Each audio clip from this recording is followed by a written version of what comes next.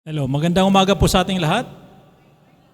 Muli, maraming salamat sa Diyos sa pagkakataon na binigay niya sa atin upang tayo po ay makapagpuri at makapagsamba po sa Kanya. Yamang ngayon po ay araw ng linggo, araw ng pagsamba, kaya tayo narito upang sambahin ang ating Diyos. At bahagi po ng pagsambang ito ay ang pag-aaral at pagbubulay-bulay ng Kanya pong mga salita. Kaya ngayon po ay dadako po tayo sa pag-aaral ng salita ng Diyos. Ipagpapatuloy lamang po natin yung ating pong pinag-uusapan, pinag-aaralan, patungkol po sa buhay po ni Joseph. Ano po?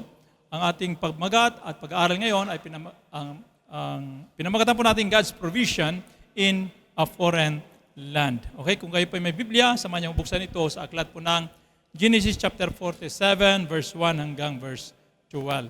Okay? Sahin po natin. Isinama ni Jose ang 5 sa kanyang mga kapatid at nagpunta sa Paraon.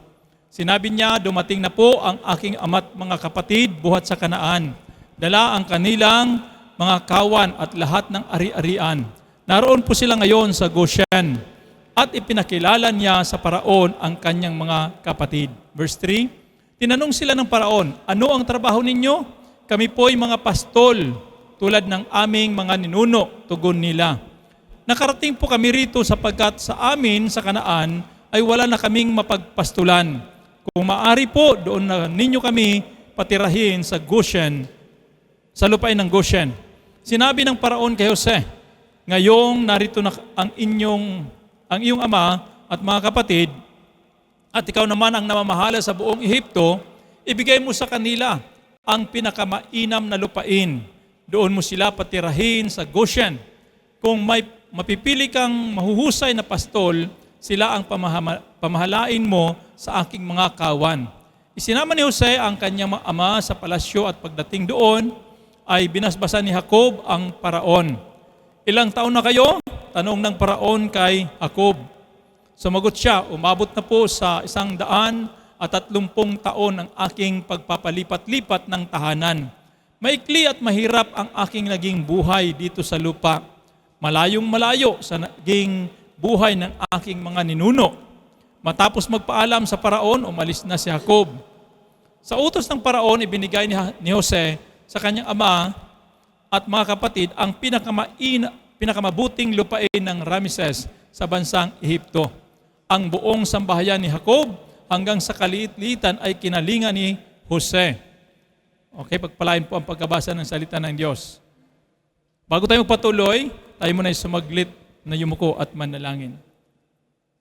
Hallelujah. Purihin ka, O Diyos, sa aming Ama. Sambahin po ang iyong dakilang pangalan. Luwalatiin kayo sa oras na ito, aming Ama. Kami po'y nagpupurit, nagpapasalamat sa pagkakataon na ibinigay mo sa amin upang muli ikaw ay aming mapapurihan, masamba, maluwalhati at maparangalan sa aming mga buhay. Sa kabila, Panginoon, ng mga sitwasyon na aming pinagdadaanan sa panahong ito. Salamat po, Diyos, sapagkat alam po namin ikaw ang Diyos na tumawag sa amin. Kaya kami narito upang ipagpatuloy namin ang panawagan mo sa amin na walang iba kundi ang panilbihan po sa inyo.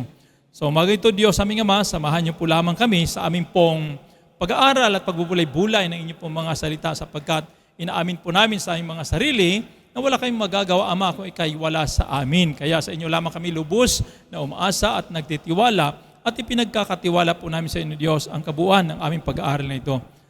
At samahan mo nawa kami, Panginoon, at ang Santong Espiritu ang siyang mamayani sa aming kalagitnaan at magturo at magpala sa buhay ng bawat isa sa amin. Ang lahat ng ito ay samot dalangin namin sa inyo sa pangalan ni Jesus. Ang lahat ay magsabi ng Amen and Amen. Purihin po ang ating pong Panginoon. Okay? So, pagpapatuloy po natin ang ating pong pag-aaral na po tungkol sa buhay po ni Joseph. So, alam mo natin ang kwento na itong si Joseph ay nakarating na ho ng Egypt, at naging gobernador na po siya. At dumating sa point na ang kanyang mga kapatid ay nakarating na rin po sa Ehipto dahil po sa tagutom. At ngayon naman ay ang mismo, hindi lamang yung mga kapatid, kundi maging yung tatay at ang buong angkan po ni Jacob ay nakarating na po sa Ehipto dahil sila po ay pinasundo ng Paraon para doon na humanirahan. At ngayon, si Jacob at ang kanyang buong angkan ay naroon na. Ang tagpo na ating pong tinitingnan ngayon ay patungkol sa pagtatagpo sa buhay po ni Jacob at saka ng Paraon. Kaya yung Genesis chapter 47, verse 1 hanggang verse 12, sabi ito, records the moment when Joseph presents his father Jacob and his brothers before Pharaoh. Ano po? So ating pong titinan, hindi ko kasi ito basta-basta na lamang pwedeng katagpuin, ano po, sapagkat ang haharapin po ngayon ni Jacob ay walang iba kundi hari na ho ng Ehipto. Hindi naman pwede basta-basta ka na lamang na naharap sa hari. Pero dito, sabi dito, si Joseph ang naging daan para ipakilala ang kanyang tatay at ang maging ang mga kapatid doon mismo sa paraon o sa hari o ng Ehipto. Okay? So yun ho ang mga kwento na ating nakita doon sa Genesis chapter 47. Ano po? Verse 1 hanggang verse 12. So ngayon, sabi nga, what began as a season of famine became an opportunity for God to display His faithfulness. Ano po?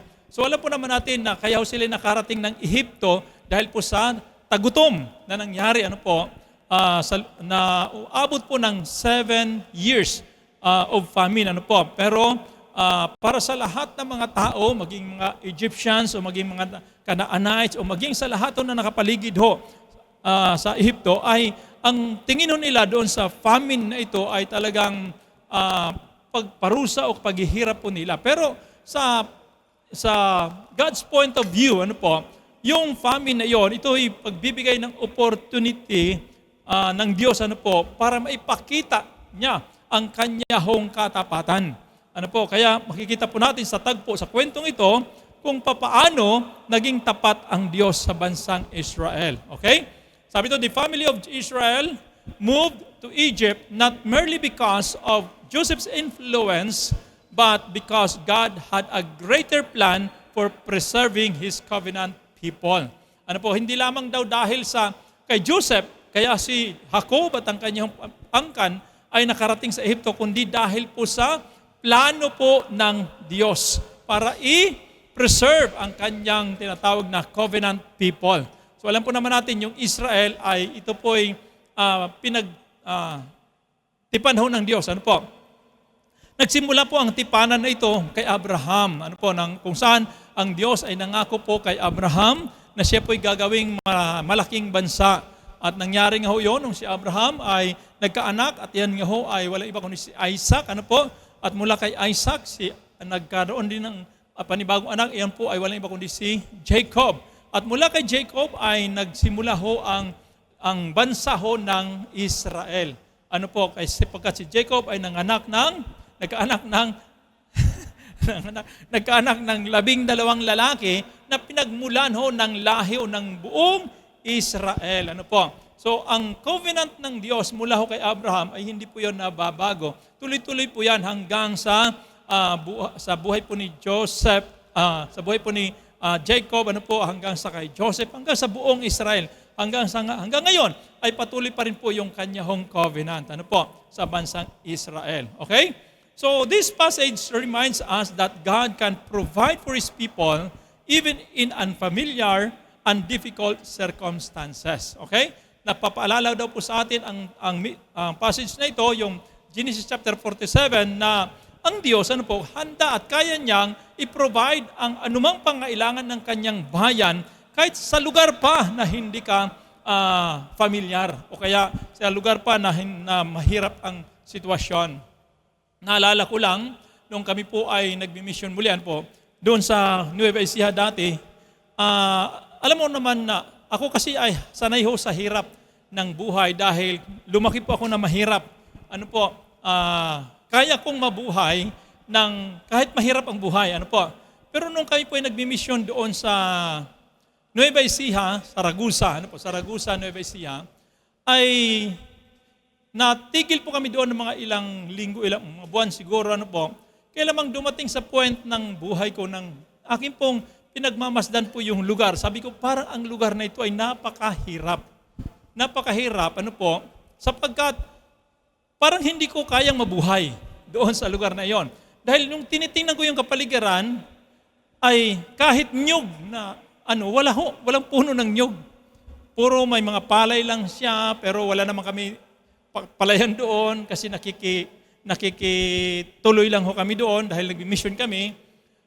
Dumating sa point ng buhay ko na sabi ko na parang napakahirap mabuhay sa lugar na ito pag ikaw ay estranghero dito.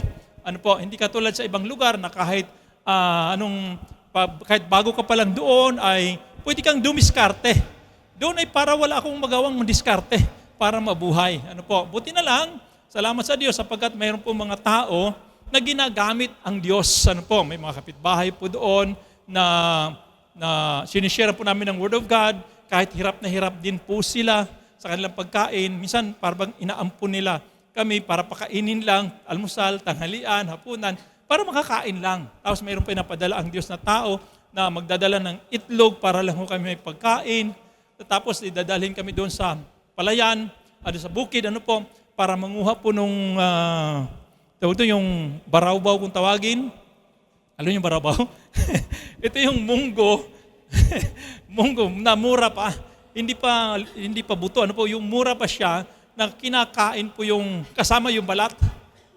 Na kapag kinain mo, talagang sasabit sa lalamunan mo. Ayun. Magaspang po siya. Kinukuha po namin yon na mura pa doon sa bukid, tapos yun ay niluluto namin. Maging asin ay wala ho kami. Gusto namin lagyan ng bagoong. Wala kami pambili ng bagoong. Napakahirap ng buhay doon. Sa pakiramdam ko, napakahirap mabuhay. Pero nakita po namin ang pagtutustos ng Diyos sa amin doon, sa kabila ng lahat, dahil nabuhay din naman kami kahit papaano. Basta huminga lang. Hanggang minsan isang araw, may dumating pa. Nakatira kami sa isang kubo, wala kaming pera, wala kaming pagkain. Minsan isang umaga, may dumating, nanghihingi pa ng limos. Wala nga kaming pera ibibigay. Buti yung aking kasama na isa, mayroon pang piso. Yun, binigay na lang niya yung piso. Wala na kaming pagkain, hiningi pa yung piso. Pambili sana yun ng asin Pero, ang Diyos ay hindi naman nagpapabaya, hanggang sa pagbago man ng halian, may dumating. Kapitbahay po namin na nakapakinig din siya ng salita ng Diyos, pero hindi siya dedicated pa sa salita ng Diyos talaga. Hindi pa siya, kinakailangan pang himukin talaga siya. Nakakatuwa lang kasi nga, yung babaeng ito, namalingke. Nung siya ay namalingke, ay binilhan din po kami ng kalahating kilong galunggong. At least may pagkain po kami. Nung pananghalian na iyon. So, yun ay isang sa provision po ng ating pong Panginoon. So, ang gusto po natin sabihin, kahit sa lugar na unfamiliar ho sa atin, hindi natin nakasanayan, doon ang provision ng ating Panginoon. Kaya dumating nga sa point ng buhay ko, sabi ko, gusto ko nang umuwi ng Manila. Gusto ko nang umuwi ng Manila. Wala akong magawa. Wala akong pamasahe. Alam niyo kung ano nangyari? Yung aking pong kasamang babae, umuwi na ng Manila, nauna na kasi nagkaroon siya ng pera, nauna na siyang umuwi. Naiwan kami doon, dalawa, ako at saka yung pastor. So ako naman, gusto ko na rin tumakas. Gusto ko na umuwi. Ang problema, wala talaga. Hindi ko alam kung paano ako makakauwi. Nung panahon yun, hindi pa uso ang cellphone. Wala pang cellphone Diba? Sumulat ako doon sa aking kaibigan at sabi ko sa kanya, pwedeng pakisabi sa kapatid ko. Padala niya ako ng pamasahe dito. Ay, hindi mo ako pinapansin ng kapatid ko. Against man sila sa akin. Kaya wala ho talagang, walang tulong hanggang sa minsan isang araw, yung ginagamit ho ng Diyos na lalaki doon na nagdadala ng itlog. Sabi niya sa amin, halika, samahan mo ako, magbilad tayo ng palay. Mantakin mo, bilad ho kami ng palay, 100 sako. Nagbilad kami ng palay at piso 1 sako. Piso 1 sako, binibilad namin, maghapon po yon. Bibilad namin sa kalsada, tapos kinahapunan, lilikumin, ibabalik sa budiga, ganon. Piso 1 sako. So, magkano yon sa 100? 100 piso. Itatlo kami. Di tag 33 lang ho kami. Bawat isa. Alam niyo po yung 33 pesos na yon ay sinamantala ko na po. Sabi ko, kasya na ito pamasahe ng papuntang Maynila. Talagang, tumakas ako doon sa misyon na yon. Umuwi ako dito sa Maynila na pinamasahe ko po yung pera na yon. Napakahirap para ho sa akin. Pero, sabi nga, kahit nasa mga difficult circumstances ng buhay, basta, sabi nga, magtiwala ka lang sa Diyos, huminga ka lang, mabubuhay ka rin. Huminga ka lang. Kasi andyan naman ang Diyos. Ito naman, hanggang ngayon, buhay pa naman din ako. Hindi pa naman namatay doon sa mission na iyon. nagpapatuloy pa rin naman sa Panginoon. Kaya salamat sa Diyos sapagkat, sabi nga rito, itong mga passage na ito ay nagpapaalala sa atin na ang Diyos ay handang mag-provide sa atin kahit sa panahon na hindi natin, na mga mahirap na panahon o kaya sa mga lugar na hindi natin nakasanayan. Ano po? Doon kasi sa amin, sa probinsya namin, kahit mahirap po kami, kung gusto namin kumain, halimbawa, kahit mahirap kami, magsipag lang kayo pumunta sa tabi ng dagat, mga laykay doon sa mga bato, makakuha na kami ng shell. Kain na at least papaano. Pumunta kami sa may mangisda, ayan, makakuha ng isda kahit papaano, may pagkain na. Di ba? Pero mahirap din ang buhay talaga. Okay, kaya ngayon, sa ating pag-aaral, ito po, tingnan po natin. Una, sabi ito, God prepares a place for His people. Kasi ang tagpo ay itong si Jacob, ay pumunta na ho ng Egypt kasama ng kanya ng angkan. Buong angkan doon sa ating pong pinag-aralan noong nakaraan ay 70 people po silang lahat. Si Jacob, ang kanyang pamilya, kanyang mga anak, kasama manugang, mga apo, lahat ng yan ay umabot po sila ng 70 person, na sila pong lumipat lahat doon sa Ehipto. So ngayon, nung sila po ay pumunta ho doon, kung ating pong titinan sa normal na pangyayari, ay kaya sila nakarating doon dahil lamang po kay Joseph. Pero dapat nating maintindihan na pagpunta nila doon, hindi dahil kay Joseph, kundi dahil sa Diyos. Mayroon siyang dakilang plano sa buhay po ng bansang Israel. Kaya pagpunta nila doon, may nakahanda na pong lugar. There's a place prepared for His people. Okay?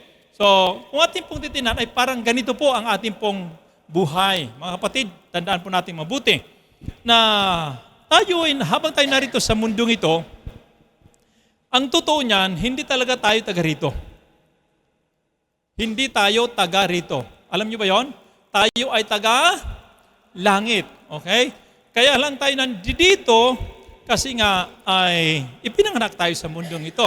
Pero dati ang panahon na aalisin din tayo sa mundong ito at ilalagay tayo ng Diyos doon sa tunay nating bayan. Sabi nga po ng Bible, ang langit, ang tunay nating bayan. Kaya tayo naghihintay ng lubos na pagtubos ng Panginoon sa atin. Although tayo ay tinubos na ng Diyos, pero ang ating katubusan ay hindi pa lubos hanggat hindi tayo nakarating doon sa ating pong bayan. Okay, tunay na bayan. At itong kagandahan mga kapatid, habang tayo ay narito sa mundong ito, sabi ng Biblia, God prepares a place for us. Sa John chapter 14, sabi ng Panginoon Jesus, Huwag kayong mabalisa, manalig kayo sa Diyos at manalig din kayo sa akin. Sa bahay ng aking Ama ay maraming silid at ako'y paroroon upang ipaghanda ko kayo ng matitirhan. Takay mo, ipaghanda. One of the reason why Jesus Christ raised from the dead at He ascended to heaven to prepare a place for us. Para maghanda lang po ng lugar na ating pong paroroonan. Sabi niya ganoon, kung hindi gayon ay sinabi ko na sana sa inyo. At ako'y paroroon, sabi ni Jesus, upang ipaghanda ko kayo ng matitirhan. Ganyan ho ang ating pong Panginoon. Kaya parang katulad po ni Jacob, na bago sila pumunta ng Ehipto, mayroon na pong lugar na inihanda ang Diyos. At anong lugar na yon? Ang lugar na yon ay walang iba kundi yung Goshen. Huwag niyong kakalimutan yung word na Goshen. Kasi itong Goshen na ito ay napaka-importanting lugar po yon para sa bayan ho ng Diyos. Sa bansang Israel. Goshen, masaganang lugar po yan. Okay? God prepare a place for His people. Kaya nung dumating na po itong si Jacob, doon sa Egypt, kasama po ng kanyang angkan, nakarating tumira sila sa Goshen. Pero dito sa tagpo natin pong tinitingnan, sa verse 1 hanggang verse 6, sabi ito, Joseph carefully introduced his family to Pharaoh. Inintroduce po, pinakilala po ni Joseph ang kanyang pamilya. Sabi ito, nagsama si Joseph ng 5 niyang kapatid at ang kanyang tatay. Sinama niya para ipakilala doon kay Paraon. Okay? So anong nangyari? Sabi ito, Pharaoh welcomed them and granted them the best part of the land, Goshen. Okay? So, welcome naman sila ni Paraon. Alam niyo po, hindi po ito basta-basta kasi nga hari po yung kaharapin po nila. Ano po, hindi po ito basta-basta. Kung hindi ka in good terms sa hari, hindi ka pwedeng haharapin. Ano po, kung hindi wala kang kaugnayan ho sa hari, hindi ka basta-basta nahaharapin. Ano po. Pero ito, pinapakita dito na maging hari man ang naging kaharap po ni Jacob at ng kanyang mga anak, ano po, ay hinarap pa rin po sila. Sabi to, pero welcomed them. Ano po, talagang winelcome, tinanggap po ng Paraon itong si Jacob at sabi to, binigay sa kanila yung pinaka-the best part of the land. Pantakin mo, pinaka-the best part of the land is Goshen. Alam niyo po, pag sinabing best part of the land ay kung sa ating pong bansa, sa tingin niyo, ano bang pinaka-the best part ng bansa natin? Mindanao ba? Bakit nasabing Mindanao? daming Muslim? Hindi, yun ang promised land. Tatama ba? Ang sabi nila, yung Mindanao daw dati hindi binaba, hindi umuulan, pero masagana yung lugar. Pero ngayon ay iba na kasi ang panahon, kaya dumating na sa kanila pati bagyo, pati baha.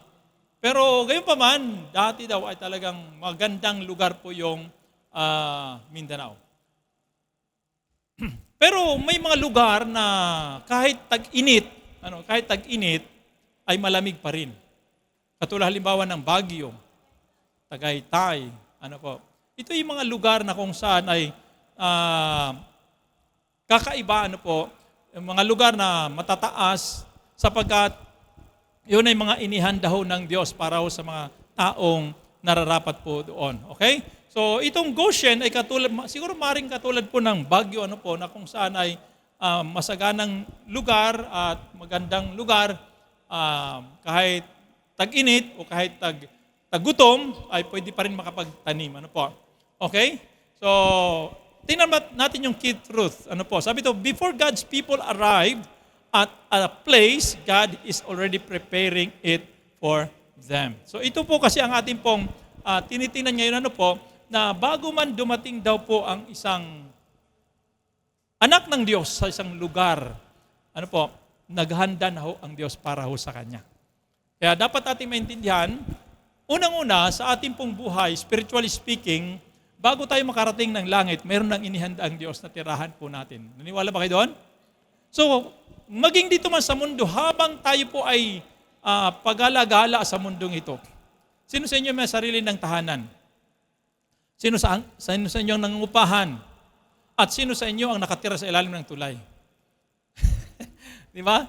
At least kahit papaano, mayroon tayong tinitirhan. Hindi nyo pa alam na yung mga tinitirhan natin ay yan ay mga inihanda ng Diyos para ho sa atin.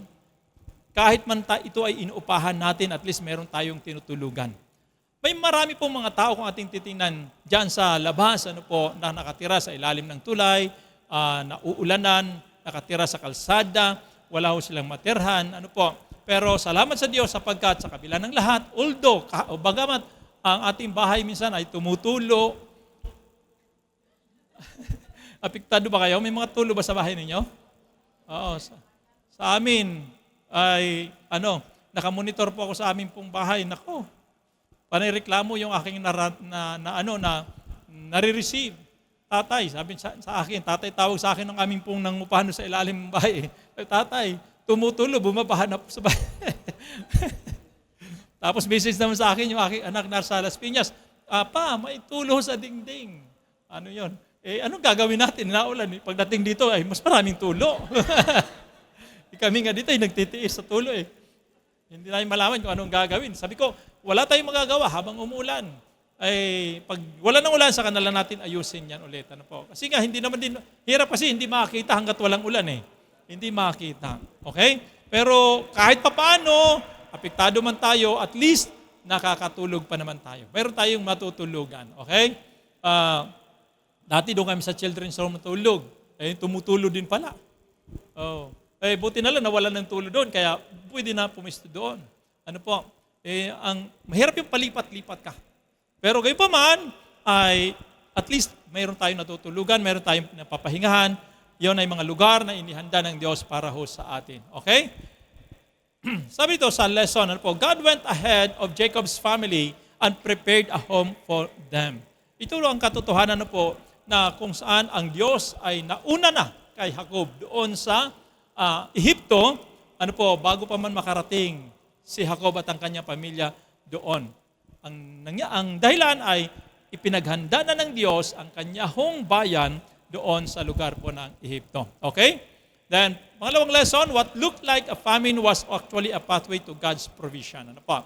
So ito ang ating natutunan mula ho dito sa kwento, ano po, na ang nakikita ho nating tagutom.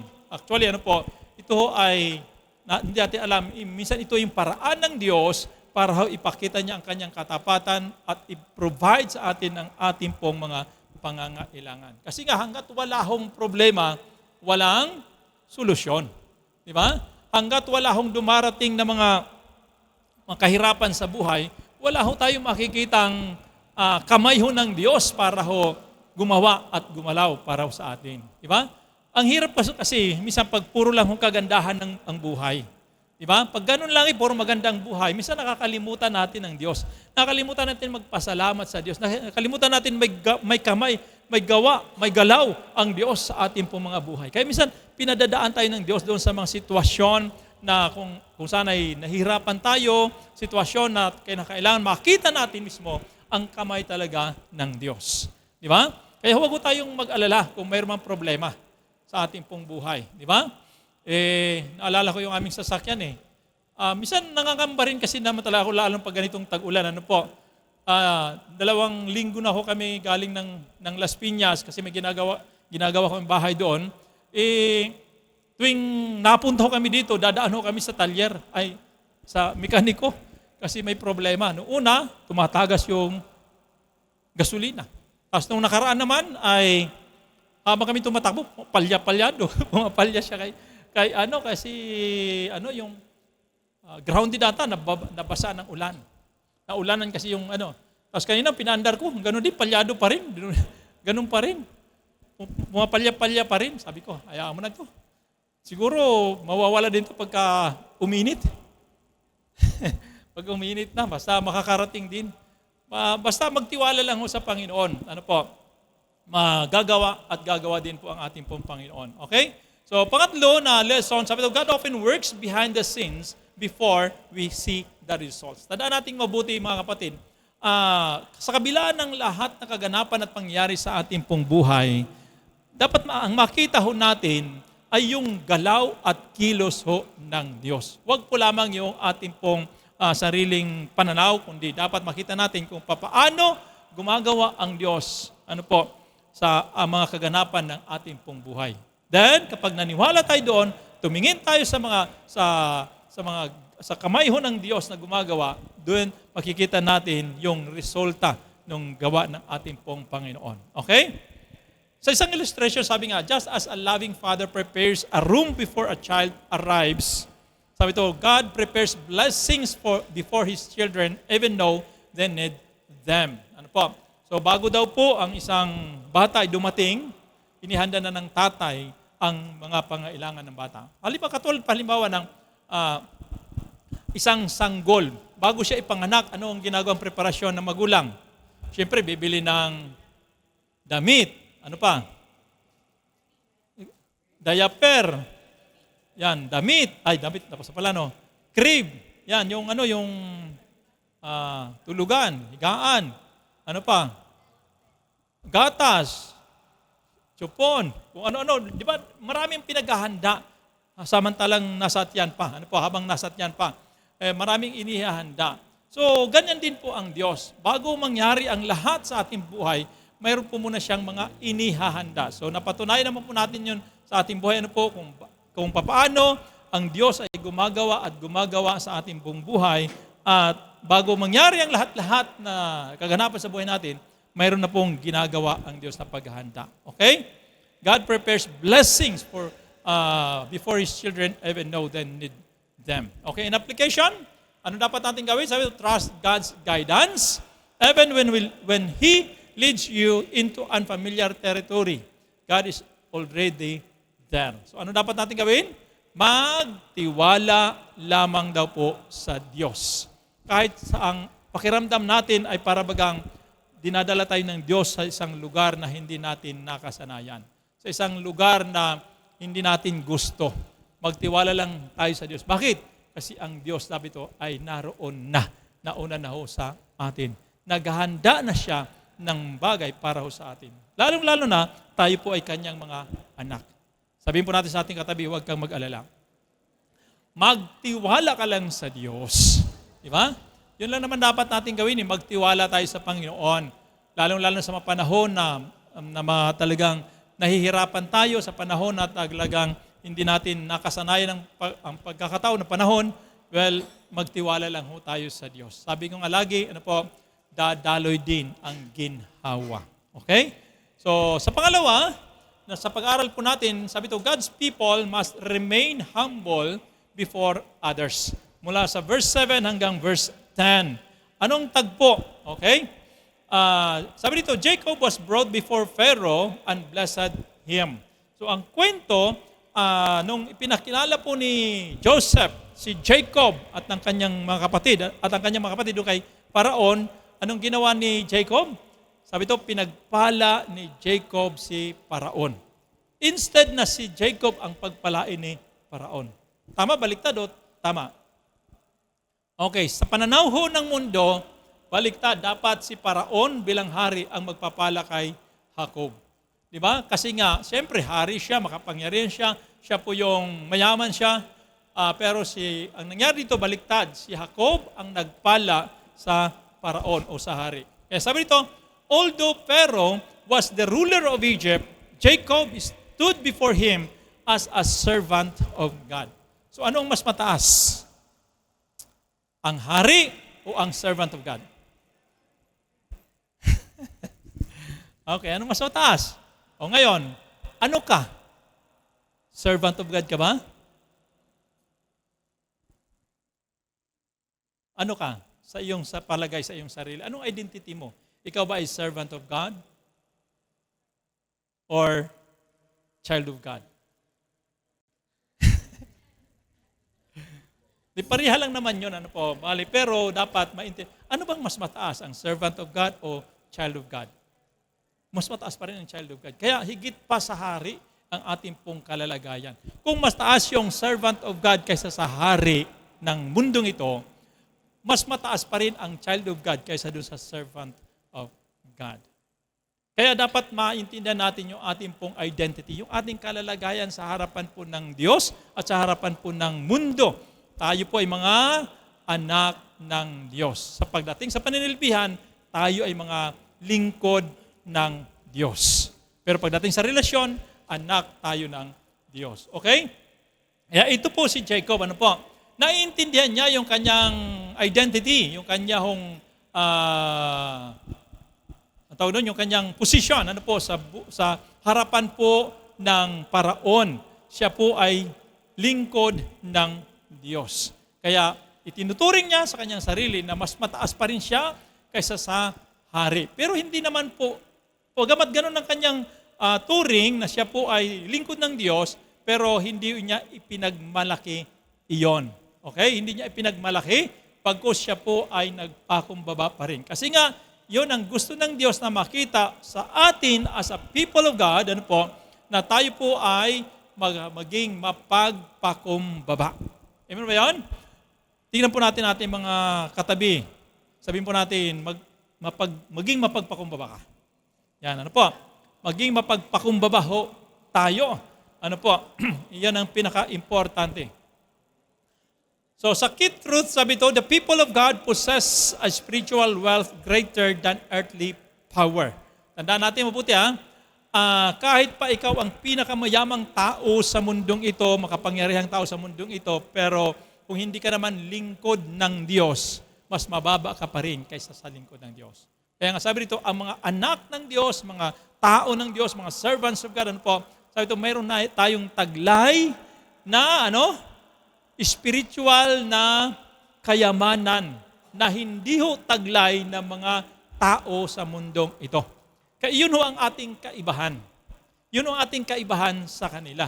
Yun ang ating kalamangan doon sa mga tao sa mundong ito. Maging sila man ay hari o presidente man sila, senador man sila, anuman ang kanilang kalalagayan sa mundong ito, hanggat hindi sila lingkod ng Diyos, hindi sila anak ng Diyos, mas mataas pa rin tayo sa kanila. Bakit? Kasi mayroon ho tayong tinatawag na spiritual wealth. Alam niyo ba yon? Ang spiritual wealth ay higit na mas mataas kaysa sa mga material wealth. Financial wealth na yan. Power, mas mataas pa rin ang spiritual power. Bakit? Kasi nga, tayo ang meron ho noon at yun ho ay taglay ho natin bilang mga anak ng Diyos. Kaya nga sabi ng Biblia, tayo ay mga tagapagmana kasama ni Kristo Jesus. Di ba? Ang langit ay para ho sa atin. Kung sinasabi ng Biblia, ang langit ay lantay ginto, ang kalsada. So, dahil ito'y para sa atin, marami ho tayong ginto sa langit. Sa mundong ito, wala tayong ginto, maliban sa ating pong suot na 5 carats lang. Pero sa langit, sabi nga, ang ginto ho doon ay kalat-kalat. Dito ang ginto ay karat-karat. Sa langit ay kalat-kalat. Inaapakan lang ho natin eh. Ano pa, okay? So, mayroon tayong spiritual wealth. Kaya minsan, di ba, naalala ko yung sinabi ko sa inyo dati, nang in-interview po ni School of Descartes, pangalan nun, yung isa sa mga vlogger na Christian, si Titi Listay. Ayun, di ba, interview. Sabi, sir, kailan mo nakuha ang first million mo? Di ba, sabi nga nun. Sabi niya, no, I'm not a millionaire. I am a billionaire. More than a billionaire. Ayan, kaya in-interview siya. Dahil po, kaya siya billionaire kasi nga, meron siyang wealth, kayamanan na hindi mapantayan ng anumang kayamanan sa mundong ito. For example, meron siyang eternal life. O, di ba? Kaya higit pa ang ating pong kalalagayan talaga sa mga tao sa mundong ito. Yan ho ang nasa puso ni Jacob sa harapan po ng hari. Siya po ay angat kaysa sa hari. Okay? Ano pong lesson? Sabi rito, Jacob did not boast about his family or Joseph's position. Ano po? Hindi niya pinagmalaki yung kanyang pamilya. Alam niyo po yung pamilya ni Jacob? Ito ho ay mataas sa lahat ho ng pamilya sa buong mundo. Bakit? Kasi si Abraham, siya po yung pinangakuan ho ng Diyos. Di ba? Wala na pong hihigit ho sa kanya sa mga panahong iyon dahil ang kanyang Diyos na pinaglilingkuran, ang Diyos na lumikha ng langit at lupa. Sa kanya nakipag-covenant ang Diyos. Ano po? Kaya ang kanyang angkan mula kay Abraham, kay Isaac, kay Jacob, ito ho ay tinatawag ho natin na mga patriarka po sila. Ano po? Talagang sila po yung mga taong angat ang estado sa buhay dahil sila po ay mga may kaugnayan ho sa Diyos. Ano po? Pero sa kabila ng lahat, sabi nga, hindi iyon ipinagmalaki ni Jacob. Si Jacob, dami siyang karanasan. Marami siyang karanasan. Ano po? Sa kanyang buhay nung siya po ay nakipag-ugnayan sa Diyos. Isa sa mga karanasan niya ay mismo, personal, nakatagpo niya ang Diyos. Naalala niyo ba yun? Nakipagbuno siya sa Diyos. Di ba? At ang sabi pa nga niya, hindi kita bibitawan hanggat hindi mo ako pagpapalain. Pantakin mo, kaya nga sabi doon sa pagpagbuno ni Jacob doon sa Panginoon, ano po, isang madaling araw, sabi nga noon, hindi kita bibitawan hanggat hindi mo ako pagpapalain. Kaya nung tinanong ng anghel ng Diyos, actually, ang Panginoon mismo yun, ano po, sabi nga noon, ano ba pangalan mo? Sabi niya, ang pangalan ko ay Jacob. Mula ngayon, hindi na Jacob ang iyong magiging pangalan. Ikaw na yung magiging Israel. Pinalitan ang kanyang pangalan. Kasi yung salitang Jacob, ito ay, may Jacob pa naman tayo dito. Ano ibig sabihin ng salitang Jacob? Mandaraya o kaya mandarambong. Ano po? Pero yung ating Jacob dito, mabait ito ha. Hindi siya, iba ito, iba ito. Okay? Yun ang ibig sabihin. Ano po? Kaya siya pinagpala ng Diyos at pinalitan ang kanyang pangalan na Israel. Okay? Pero hindi niya pinagmalaki yon, yung kanyang kalalagayan, yung kanyang pamilya, ano po, maging ang posisyon ng kanyang anak na si Joseph bilang gobernador ng Ehipto, hindi niya ipinagmalaki po iyon. Bagkus ano kanyang ginawa? Sabi to, he honestly described his life as difficult and brief. Ano po? Ay ipinaliwanag lang niya. Kasi ang tanong mo sa kanya, ilang taon ka na? Okay? Anong sagot ni Jacob? 130 years old. At mahirap lang ho ang buhay ko. Kung ikukumpara sa aking mga ninuno. Kasi nga, yung aking mga ninuno, mas mahaba pa ang kanilang buhay. Mas maganda pa ang kanilang buhay kaysa sa akin, kumbaga. Ano po, si Jacob, actually, kung ating pong talagang i-analyze, siya ho yung pinakamapalad. Sakay sa kanyang tatay at saka sa kanyang lulo. Alam niyo bakit? Kasi nung unang panahon, ang anak ay kayamanan. Ngayon, hindi na eh. Ang anak ay kayamanan. The more na marami kang anak, the more na mayaman ka. Di ba? Si Jacob, 12, 13 pa kasama po si Dina. Ano po? Samantalang si Abraham, ilan ang anak ni Abraham? 1, 2. Ano po? Isa si Isaac, tapos si Ismael. Pero mayroon pa rin siyang naging anak, hindi na binanggit, hindi na pamilya ng pangalan, pero nakabanggit din po sa Biblia. May mga anak pa si Abraham iba. Si Isaac, ilan ang anak? 2 din. Sino? Si Esau at saka si Jacob. 2 lang ang anak nila. Pero si Israel o si Jacob, ilan ang anak? 13. Ang dami. Kaya siya po ay mapalad, mayaman po siya kumbaga. Ano po? Pero hindi niya ipinagmalaki ho iyon. Sabi niya, di ba? Kaya nga ho, noong panahon noon, ang kayamanan ay nasa mga anak. Ano po? Kung marami kang anak, maunlad ang buhay mo. Kung marami kang ari-arian o yung mga kawan, marami kang hayop, mayaman ka. Yun ang basihan noon eh. Ngayon, ang basihan ay pag ikaw ay konting anak, mayaman ka. Kunti lang pinaaral mo. Kunti lang pinapakain. Kunti gastos. Yan. Well, mga kapatid, yaman po ang mga anak noong unang panahon. Pero hindi yun pinagmalaki ni Jacob dahil si Jacob dito ay mapagpakumbaba. At hindi lamang yon, sabi niya, ang aking buhay ay mahirap lamang. Palipat-lipat po ako ng lugar. Di ba? Kasi alam po naman ang kwento ng buhay ni Jacob kung saan-saan siya nakarating. Bakit? Kasi nga, unang-una, tumakas siya dahil gusto siyang patayin ng kanyang kapatid. Nakarating siya sa Madian. Tapos doon siya tumira sa kanyang sa kanyang tiyo na si Laban. Basta pag-alagala ho siya. Hanggang sa siya ibinalik ho ng Diyos sa Kanaan. So, yun tapos sabi niya, maiksi lang aking buhay. 130 lang. Ilang taon ka na? 130 lang. Maiksi ba yun? Pero hindi niya pinagmalaki yung 130. Bakit? Kasi nga, para sa kanya, maiksi pa yun. Kung ikukumpara doon sa kanyang mga ninuno, dahil mas mahaba ho ang kanila pong buhay. Pero kay Paraon, siguro inisip ni Paraon, 130? Aba, makakaabot kaya ako niyan? Di ba? Makakaabot kaya siya ng gano'n? Well, mga kapatid, paiksi kasi ang buhay. Okay?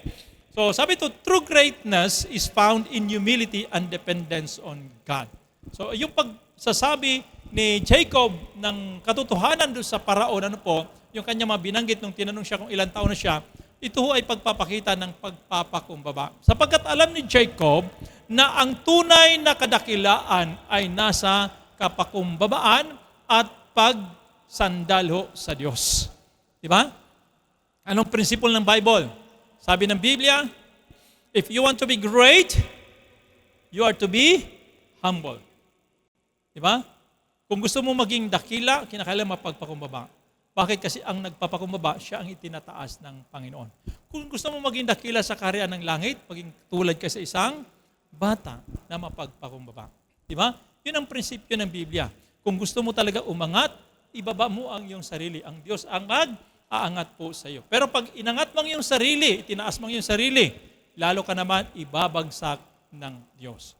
Kaya baliktad ho, lagi na po nating tandaan ha, baliktad ang prinsipyo ng mundo sa prinsipyo ng langit.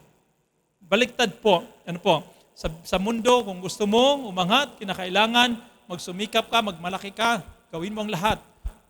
Aangat ka, pero pwede kang ibagsak ng Diyos. Pero sa Diyos, kung gusto mo umangat, ibaba mo ang iyong sarili, magpakumbaba ka, at ang Diyos ang mag-aangat sa iyo. Yan, yan si Jacob. Pinakita niya ang kanyang kapakumbabaan, sapagkat alam po niya, yun doon magsisimula ang kadakilaan. Okay? So sa isang illustration, sabi nga, a mature fruit tree bends lower as it bears more fruit. Di ba? Ang isang puno daw po na namumunga at mas maraming bunga, the more na mas marami siyang bunga, sabi to, lalo naman siyang nagbabaw daw na, yumuyuko pababa. Di ba? Habang dumarami ang bunga. So ganyan na po tayo. Masasabi na tayo po ay talagang spiritually matured na kapag tayo po ay lalong nagiging mapagpakumbaba. Sabihin po natin sa ating mga katabi, dapat ikaw ay mapagpakumbaba. Ayon. Kung gusto mo talaga makita na ikaw ay matured na, kaya hindi po ako believe doon sa mga taong, kahit sabihin po natin matagal ng Kristiyano, pero mapagmataas o mapagmalaki. Hindi po ako believe doon. Mas gusto ko pa yung isang tao kahit bago pa siya, pero mapagpakumbaba siya. Ilalong-lalo na kung matagal ka na sa Panginoon, pinagpala ka na ng Diyos, pinangat ng buhay mo, pero mapagpakumbaba ka pa rin. Lalo kang dapat hangaan. Di ba? Kaya yun ang gustong ipakita ng Panginoon sa atin. Matuto tayong magpakumbaba. The more na tayo po ay binibless ng Panginoon, the more na tayo po ay magpakumbaba. Sabi ito, no matter how much God blesses us, we should remain humble and give Him the glory. Di ba? Kahit gaano man tayo pinagpala pa ng Diyos, inangat ng Diyos, dapat matuto pa rin tayo magpakumbaba at magbigay ng parangal, papuri, pagluwalhati sa ating pong Panginoon. Okay? Panghuli na lang sa ating pag-aaral, sabi ito, God provides for the needs of His people. Ito na po, verse 11 hanggang verse 12. Okay? Sabi ito, Joseph settled his family in Goshen and supplied them with food according to their needs. Tandaan natin habang naroon sila sa Goshen, pwede naman sila magtrabaho, pwede naman sila magtanim, pwede naman sila magpastolo doon, pero ito pa rin po ang provision ng Diyos sa kanila. Through Joseph, sabi ito, sinuplayan pa rin sila ng kanilang pangailangan. Actually, binigay sa kanilang pangailangan kasi nga, ang Ehipto, sa Egypt, sila lamang po ang mayroon pong pagkain. Okay? Sabi ito, God's provision is not only abundant, but also personal. Take note na although ang Diyos ay mapagpala, kaya bagamat ang Diyos ay mapagpala at handa siyang pagpalain ang marami at lahat, pero sabi nga, personal siya kung magpala. Personal. Ibig sabihin, kung sino ka, kahit marami, abundant ang blessing ng Panginoon, pero ang kanyang pagpapala ay para lamang sa kanyang mga anak. Di ba? Para lamang sa kanyang mga anak. Sa mga nagtitiwala ho sa kanya. Hindi porke marami ay para na ho sa lahat. Diba? Kaya kung ating pong titinan, ang Egypt ay nakapag-ipon ho sila ng napakaraming pagkain. Pero ang pagkain na yon ay hindi para sa lahat. Hindi libre para sa lahat. Yun ho ay para lamang sa mga tao ng paraon. At sa mga tao. Kaya nga, kung ating pong ipagpapatuloy yung mga pag-aaral, makikita po natin dyan na dumating sa punto na yung mga Egyptians mismo ay naubusan na ho sila ng pera, naubusan na ho sila ng ari-arian, wala na ho silang makain. Sila po ay nakiusap na kay Joseph at pati yung pamilya nila ay bininta na nila sa paraon. Naging alipin na sila ng paraon, kumbaga. Dahil lamang sa kawalan. Bakit? Kasi nga, yung provision ng palasyo o kaya ng Egypt, ni Paraon, hindi ho yun para ho sa lahat. Pero yung mga Israelita na nasa Goshen, libre ho sila. Nakakakuha ho sila ng pagkain mula ho sa Ehipto. Bakit? Kasi dumadaloy yung pagpapala mula sa Egypt patungo po sa Goshen. Bakit? Kasi mga anak sila ng Diyos. Nandun yung provision ng Diyos para ho sa kanila. Kaya mga kapatid, personal para sa mga Israelita ang pagpapala ng Diyos na ito. Ano po? So parang ganun din po sa atin. Although ang Diyos ay mapagpala, siyang lumikha ng langit at lupa at ang pagpapala ay para ho, pwedeng makamtan ng lahat, pero sabi ito, personal niyang ibinibigay ito para sa kanyang mga anak. Kaya tayo bilang mga anak ng Diyos, tayo ho ang recipient ng mga pagpapala ng Diyos. E paano yung mga nasa mundo? Hindi ba pagpapala din po ng Diyos yun? Hindi. Pagpapala yon ng mundo. Pag wala, hanggat ang isang tao ay wala ho sa Panginoon, ang blessings na kanya natatanggap, hindi pagpapala galing sa Diyos. Pagpapala galing sa mundo po yan. Diba? Pero ang mga anak ng Diyos, dapat natin maintindihan, tayo, ang ating nare-receive, natatanggap, iyon ho ay mga pagpapala galing sa ating pong Panginoon. Kaya nga ho, kung anumang blessings na mayroon ho tayo, pahalagahan mo natin kasi nga iyon ay pagpapala galing ho sa Panginoon. Huwag po natin lulustayin, huwag po natin basta abusuhin anuman ang mga pagpapala na mayroon tayo bilang mga anak ng Diyos. Bakit? Kasi nga iyon ay galing ho sa ating Panginoon. Pahalagahan po natin iyan. Okay? Pag hindi natin pinahalagahan, kawawa ho tayo. Okay? Anong lesson? Sabi, Joseph became the instrument of God's care. Ito ang tandaan natin mabuti mga kapatid. Ang Diyos ay gumagamit ng mga tao, instrumento. Hindi naman magbabagsak ng pagpapala ang Diyos galing sa langit. Ano po? Maliban noong panahon ng mga Israelita na nagpadala ang Diyos ng mana. Diba? Umulan ng mana galing sa langit. Pero ngayon, ay gumagamit siya ng mga instrumento ng ating pong Panginoon na po para ipagpalain ho tayo. Ano mga instrument ng Panginoon na pwede ho natin makita? Minsan ginagamit ng Diyos ang ating pong trabaho para tayo ipagpalain. Ginagamit ng Diyos ang ating pong pamilya para tayo ipagpalain. Ginagamit ng Diyos ang ating pong kapitbahay para tayo ipagpalain. Ginagamit ng Diyos ang ating mga kapatid para tayo ipagpalain. Ginagamit ng Diyos ang sino man para tayo ay pagpalain. Kung wala hong taong tumugon sa pagpapala ng Panginoon, minsan gagamit ang Diyos ng kahit hayop. Pwede niyang gamitin para tayo pagpalain. Katulad ni Elijah, nagpadala ang Diyos ng uwak para lamang pagpalain at i-fed, pakainin si Elijah sa panahon po ng tagutom habang siya nakatago dun sa kuweba. Kaya mga kapatid ko, ating pong titignan, andun ang provision ng ating pong Panginoon. Handa po siyang tumulong sa atin pero minsan gumagamit siya ng mga instrumento para tayo ay pagpalain. Kasi nga hindi naman bababa ang Diyos dito para ikaw sabihin sa iyo, o anak, ito na para sa iyo. Pinagluto na kita ng noodles, masarap ito, bagong luto. Wala hong ganon. Gagamit ang Diyos ng instrument para tayo po ay pagpalain. Okay? Minsan kapitbahay natin, minsan kapatid natin. Kaya tandaan natin lagi mabuti, yung mga pagpapala natin na re-receive.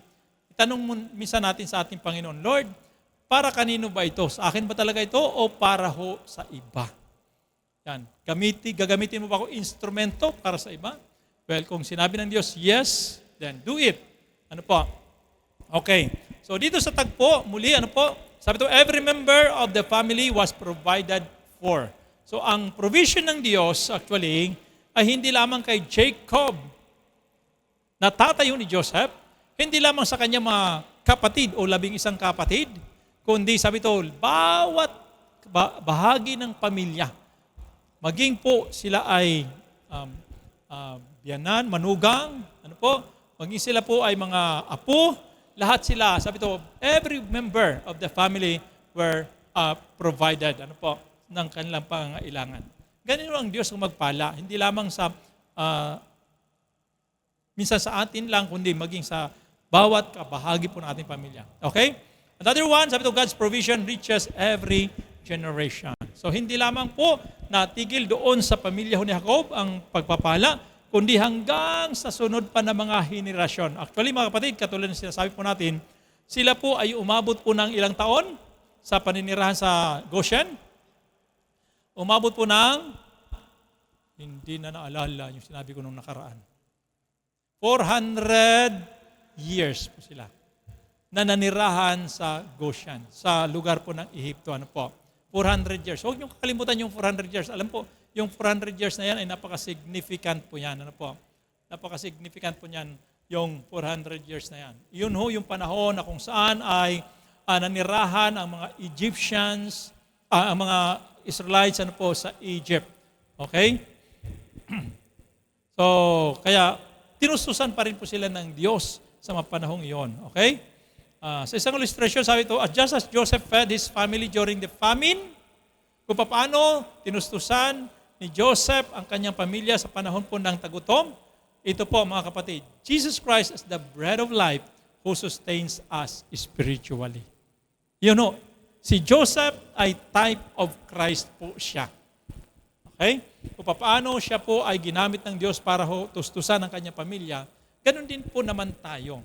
Kay Kristo Jesus, anuman ang ating pangangailangan, spiritually na pangailangan po natin, spiritual na pangailangan natin, sabi nga, si Jesus ang magpo-provide dito. Bakit? Kasi siya yung tinatawag na bread of life who sustains us sa panahon po ng ating pangailangan. Bakit to? Kasi nga tayo bilang Kristiyano, hindi lamang puro physical ang ating pong pangailangan. Di ba? Mayroon tayong katawan, mayroon tayong kaluluwa, at mayroon tayong espiritu. Pinoprovide ng Diyos sa atin yung ating mga physical needs, pero higit sa lahat, He provides our spiritual needs. Yung ating kaluluwa at espiritu, ang Diyos ang nagtutustos yan. Siya ang nagsusustain yan. Kaya yun dahilan kung bakit tayo nakapagpapatuloy sa buhay Kristiyano. Okay? In application, when resources seem scarce, remember that God's supply is never exhausted. Yan. Kung ang ating mga resources daw po, yung ating pinagkukunan ay para bagang ubus na, kakaunti na, pero sabi rito, dapat nating tandaan na ang supply ng Diyos ay kailanman hindi nauubos. Di ba? Hindi nauubos ang provision ng ating pong Panginoon. Kaya huwag tayong matakot sa panahon ng famine o tagutom. Dahil alam po natin na ang Diyos ay handang magtustos para sa kanyang mga anak na nagtitiwala ho sa kanya. Okay, in conclusion, once again, yung Genesis chapter 47, verse 1 hanggang verse 12, teaches us three important truths. Ano po yung truths na yun? Number 1, God prepares a place for His people. Okay, naghanda ang Diyos ng lugar para sa kanyang bayan. Kaya tayo po ay huwag mag-alala dahil may lugar para ho sa atin. At yan ho ay walang iba kundi ang langit. Pangalawa, na katotohanan, God calls His people to humility. Yun ang panawagan ng Diyos sa atin. Ano po? Kapakumbabaan. Bakit? Kasi nga, God wants us to be great in His kingdom. Kaya gusto niya maging humble po tayo. At pangatlo, God provides for His people's needs. Hindi niya tayo pababayaan, hindi tayo pa iiwanan ng ating Panginoon. Kaya sabi ito, even during seasons of famine, even during the seasons of uncertainty and transition, sabi ito, God remains faithful. Naniwala ba kayo ng Diyos ay tapat? Tapat ang Diyos kahit sa panahon po ng tagutom. Kahit sa panahon po ng walang katiyakan. Kahit sa panahon po ng mga pagbabago ng buhay. Ano po? Nananatiling tapat ang Diyos. Magtiwala lang po talaga tayo sa Kanya. Tanda natin, sabi ito, He goes before us. Nauna lagi siya sa atin. He walks with us. Sinasamahan niya tayo. And He supplies what we need. Lagi niya ipinoprovide ang ating pong pangailangan. Kasi sabi ng Panginoon, hindi kita pababayaan, hindi kita iwanan hanggang sa katapusan ng daigdig. Okay? Kaya ang tanong natin ay ganito, are you facing a season of uncertainty today? Uncertainty today? Ikaw ba ay humaharap sa mga pagkakataon na nang walang katiyakan? Well, ang dapat gawin, trust the God who prepared Goshen for Jacob's family. Bakit? Kasi nga, yung Diyos ni Joseph na naghanda, na naghanda ng Goshen para sa pamilya ni Jacob, siya rin po yung Diyos natin. Di ba, madalas pa natin binabanggit, Diyos ni Abraham, Diyos ni Jacob, Diyos ni Isaac, Diyos ni Jacob, Diyos ni Joseph. Sino pa? Diyos ni David, Diyos ni Israel, Diyos ni Moses. Di ba? Siya rin po yung Diyos actually na ating pinaglilingkuran ngayon. Wala hong kaibahan yon. Siya pa rin yung Diyos na iyon. Kaya sabi to, the same God is still preparing, protecting and providing for His people. Siya yung Diyos na naghahanda para sa kanyang anak, nagpoprotekta sa kanyang mga anak, at nagpo-provide para sa kanyang mga anak. Once again, ang Diyos ay handa niya tayong pagpalain. Hindi niya tayo pababayaan, hindi niya tayo iiwanan. Sa Philippians 4:19, sabi doon, and my God, basahin po natin, and my God shall supply all your needs according to His riches in glory by Christ Jesus. Okay, He shall supply all our needs according to His riches. Naubos ba ang riches ng Panginoon? Hindi, walang katapusan. Hindi po nauubos yan. Yung kayamanan ng Panginoon. Ayon po sa Kanya hong kaluwalhatian. Na kay Kristo Jesus. Kaya ang mga na kay Kristo Jesus ay talagang pinagpala ng ating Panginoon. Kaya salamat sa Diyos sa Kanyang biyaya, sa Kanyang pagpapala po para sa bawat isa po sa atin. Kaya tayo po ay patuloy na magpuri at magpasalamat sa Panginoon. Palakpakan natin ang ating Panginoon sa oras na ito. At tayo po lahat ay magsitayo at tayo po ay magpasalamat sa ating pong Panginoon.